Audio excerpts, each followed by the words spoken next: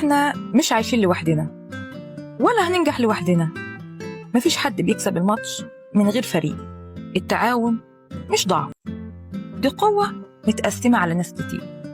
التعاون يعني نكمل بعض، مش شرط أعمل كل حاجة، بس لازم أعرف أطلب، أشارك، وأدي غيري فرصة. مش شطارة تعمل كل حاجة بنفسك، الشطارة إنك تتعاون صح. مثلا واحد شغال في مشروع ورافض يسمع غير صوته، هيترتب على ده إنه ضاع منه الوقت والمجهود والنتيجة طلعت عادية. وفي نفس الوقت مجموعة تانية اتعاونوا، كل واحد ركز في اللي بيعرف يعمله، وفي الآخر مشروعهم طلع أقوى بكتير. والفرق في التعاون. التعاون بيعلمك المرونة، بيخليك تتقبل النقد، بيوفر وقت ومجهود وتفكير. يعني بدل ما تحرق كل طاقتك شارك اللي حواليك واطلعوا سوا. سيدنا النبي عليه الصلاة والسلام قال: المؤمن للمؤمن كالبنيان يشد بعضه بعض.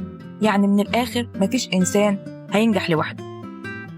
لو لسه شايف إنك تقدر تعمل كل حاجة لوحدك، فكر تاني. التعاون مش ضعف، التعاون وعي. ابدأ النهاردة، اسمع، شارك، اسأل، ساعد وتساعد، لأن اللي بيتعاون بيتقدم أسرع.